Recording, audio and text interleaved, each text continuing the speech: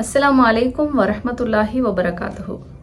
கடந்த சில மாதங்களுக்கு முன்பு நம்ம த பேர்ல்ஸ் ஆஃப் மாத்தலே அப்படின்ற ஒரு ஸ்பெஷல் நீட் பிள்ளைகளுக்கான பாடசாலையை பற்றின ஒரு வீடியோ பதிவு செஞ்சேன். ஸோ இன்றைய தினம் த பேர்ல்ஸ் ஆஃப் மாத்தலையுடைய டிரெக்டரை நம்ம சந்திக்க போகிறோம். மிஸ்ஸஸ் ஃபெரோசா தாஹா அவங்க இருக்கிறாங்க. நீங்கள் இந்த பேர்ல்ஸ் ஆஃப் மாத்தலையை நடத்திட்டு போகிறீங்க இல்லையா?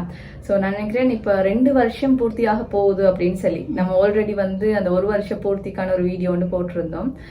இப்போ இன்னைக்கு 2 வருஷம் பூர்த்தியாக போகுது அப்படின்னு சொல்லி நான் நினைக்கிறேன்.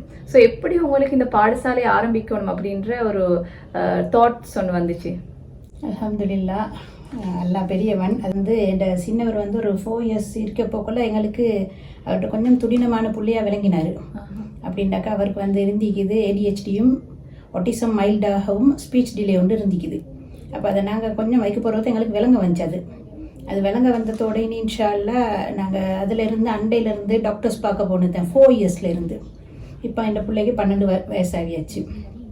அப்படின்னா காலையிலேருந்து மாலை வர ஹாஸ்பிட்டலுக்கு கிளினிக் அப்படியே கூடுதலாக பயணித்தோம். அது இயலாத ஒரு கட்டம், எங்களுக்கு சரியான கஷ்டம். அது 2 பிள்ளையும் பார்க்கணும். நம்ம ஏற்கனவே 2 பிள்ளைக்கு இது சரி கஷ்டப்பட்டு கொண்டோம்.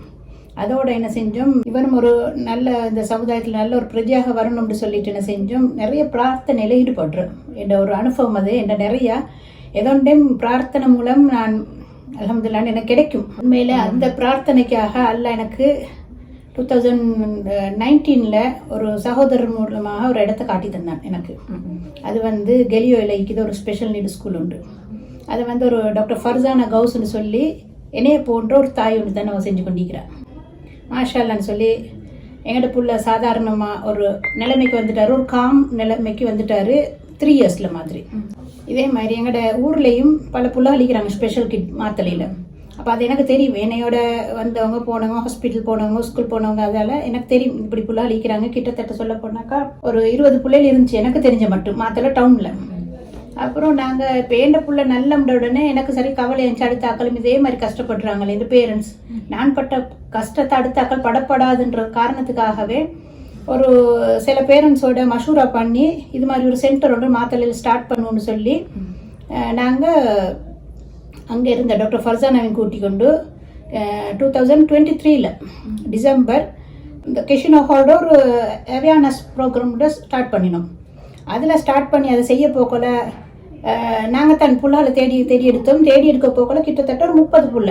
நாங்கள் 20 புள்ளைன்னு சொல்லிட்டு தான் வந்தோம். பார்த்தா 30 புள்ளை இருந்துச்சு எங்களுக்கு. அப்போ அந்த புள்ளைகளை டாக்டர் ஃபர்சானா எஸ்எஸ் பண்ணி என்ரோல் பண்ணி கொண்டோம் அல்ஹம்துலில்லாஹ்னு சொல்லி. அதில் இருந்தாங்க கூடுதலான புள்ளைகள் autism, ADHD, down syndrome, speech delay, learning disability இப்படியெல்லாம் மக்கள் இருந்தாங்க. அப்படின்னு சொல்லி நீங்கள் பிள்ளைகிட்ட இதுக்காகத்தான் கெலியோய்க்கு போனீங்க? அந்த பிள்ளையோட தேவைக்காகத்தான் ஒரு 4 இயர்ஸ் மாதிரி ரெண்ட்டுக்கு ஒரு வீடு எடுத்து அங்கேயே இருந்தோம். அங்கேயே இருந்து அந்த பிள்ளைய கொஞ்சம் ஒரு அளவுக்கு கொண்டாந்துட்டு என் மகளும் மாஷால்லான்னு சொல்லி அங்கே டீச்சர் ட்ரைனிங் எடுத்து கொண்டான்.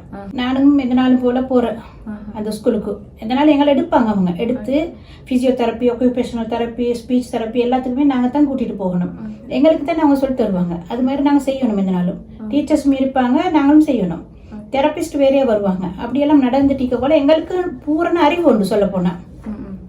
அது எங்களுக்கு தேவை, எந்த பேரண்ட்ஸுக்கும் தேவை. அதுக்கு பிறகு தான் டீச்சர்ஸ், பேரண்ட்ஸும் முதலாவது அறிஞ்சிக்கணும். அதுக்கு பிறகு தான் டீச்சர்ஸ் செய்யலுமாகும். அதோட அப்படி செய்யணும்னு சொல்லிட்டு தான் நாங்கள் இங்கே மாத்தலையில் ஸ்டார்ட் பண்ணினோம்.